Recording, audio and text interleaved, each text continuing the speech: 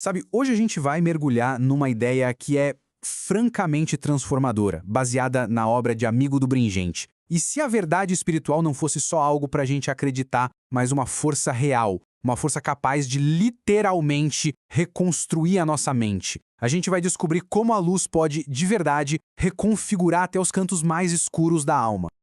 Vamos começar com uma pergunta que, olha, acho que todo mundo já se fez em algum momento. Por que, mesmo depois de uma experiência genuína de fé, aqueles pensamentos antigos de culpa, de medo, de insuficiência, por que eles continuam aparecendo? Parece quase um reflexo, né? É aquele conflito interno que a gente conhece bem. Uma tensão entre o que se acredita no coração e o que a mente ainda insiste em sentir. E essa tensão fica ainda maior quando a gente se depara com uma promessa tão definitiva. A Bíblia diz que tudo se fez novo. Não é que vai se fazer novo, é que já se fez. É um fato consumado, no presente. Então, como é que a gente concilia essa verdade tão poderosa com aqueles padrões antigos que continuam ecoando dentro de nós? É exatamente esse o mistério que a gente vai começar a desvendar agora. E a primeira chave para entender isso está aqui, na ideia dos ecos da mente. Pensa só, a proposta é que esses pensamentos insistentes não são a nossa verdadeira identidade. Eles são, na verdade, apenas resquícios, quase como fantasmas de um sistema de operação que já foi completamente desligado. E olha, quando a gente entende isso, a perspectiva muda tudo. O problema deixa de ser uma luta contra um inimigo vivo e passa a ser a tarefa de lidar com um eco. O velho homem não tem mais vida, não tem mais poder. O que a gente ouve são só frases gravadas, sabe? Repetidas por um sistema que não existe mais. É como ter um software antigo rodando por hábito num computador que é totalmente novo. Ok, então se o sistema antigo morreu, o que a gente tem agora? Isso nos leva a um ponto que é absolutamente crucial. A transformação que a fé propõe não é só uma metáfora bonita. A ideia é que se trata de uma recriação literal da mente, uma mudança que acontece lá no nível mais fundamental do nosso ser. A nossa lógica humana sempre pensa em reforma, né? Em consertar as coisas aos pouquinhos, em fazer ajustes. Mas a lógica do espírito é completamente diferente. Ela funciona por recriação.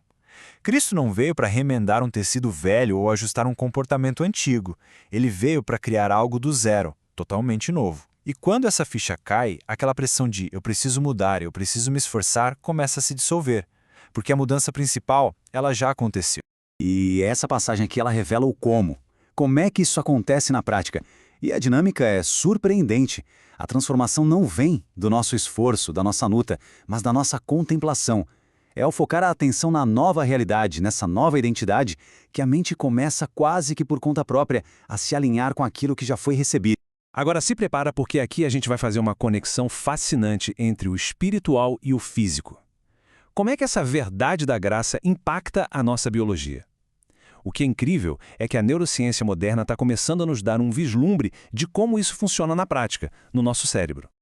Olha, esse slide aqui é impressionante. De um lado, você tem os pensamentos de culpa e medo. Eles ativam o nosso sistema de estresse, liberam cortisol, é o corpo entrando em modo de luta ou fuga. Do outro lado, quando a mente descansa na verdade da graça, o corpo entra em modo de descanso e recuperação. A graça não é só um conceito teológico, ela literalmente muda a química do nosso corpo. Isso nos leva a um termo que é a chave de tudo: neuroplasticidade espiritual. Basicamente, é a capacidade que o cérebro tem de se reorganizar. Imagina abrir uma trilha nova no meio de uma floresta. Quanto mais se caminha por ela, ou seja, quanto mais se foca na verdade espiritual, mais forte e definida essa trilha fica. E, ao mesmo tempo, as trilhas antigas, aquelas da negatividade, vão se fechando por falta de uso. Com isso em mente, uma passagem como essa se torna muito mais do que teologia. Ela vira, na prática, uma prescrição para a saúde. Nenhuma condenação não é só um status legal diante de Deus. É um sinal para o nosso sistema nervoso de que ele pode finalmente sair do estado de alerta e entrar num estado profundo de paz. Então, vamos juntar as peças. Se o problema são ecos mentais e a solução é uma recriação que acontece pela contemplação, qual é a abordagem prática? A resposta é uma virada de chave, uma mudança de paradigma. A gente para de lutar e começa a contemplar. Sair do combate para a contemplação. Ou seja, Renovar a mente não é sobre travar uma batalha contra pensamentos negativos. É um processo de alinhamento. Aquelas fortalezas mentais não são derrubadas na força, com esforço emocional. Elas simplesmente se dissolvem. Elas perdem a sustentação quando a luz da verdade é contemplada de novo e de novo, ocupando o espaço onde antes havia sombra. Isso muda completamente o jeito que a gente pensa sobre armas espirituais, não é? A nossa arma mais poderosa não é o esforço, é a própria verdade. É ela que, simplesmente por estar presente e ser contemplada, desmantela as velhas estruturas de pensamento.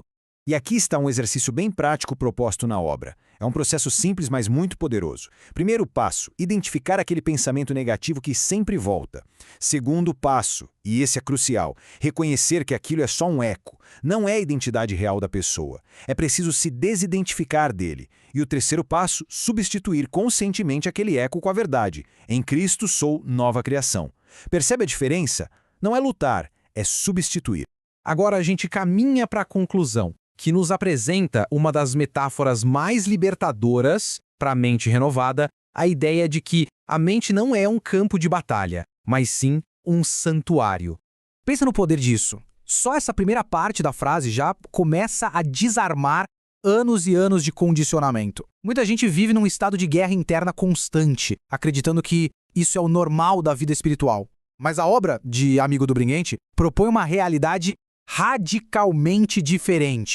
E aqui está a revelação completa. A mente é um lugar de habitação.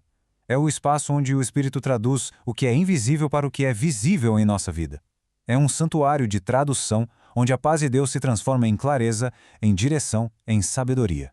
Essa mudança de perspectiva é talvez o ápice da renovação. E essa declaração funciona como uma âncora para essa nova identidade. É uma afirmação que muda o centro de poder interno, tirando da culpa e colocando na graça. É o reconhecimento de que o nosso espaço mental é e sempre foi um lugar sagrado. E para a gente terminar, ficar essa reflexão. E se o grande segredo sombrio da mente não for, na verdade, a força da escuridão, mas simplesmente o nosso esquecimento da luz que já mora dentro de nós? Essa pergunta, ela muda tudo. A jornada deixa de ser uma luta contra as sombras e se torna um simples e maravilhoso ato de lembrar da luz. Toda essa análise foi baseada na obra de Amigo do Bringente, uma publicação da editora Bringente. Se essa abordagem fez sentido e ressoou de alguma forma, saiba que há muito mais para explorar sobre como a mente pode se alinhar com a verdade que o céu já estabeleceu. Muito obrigado por acompanhar.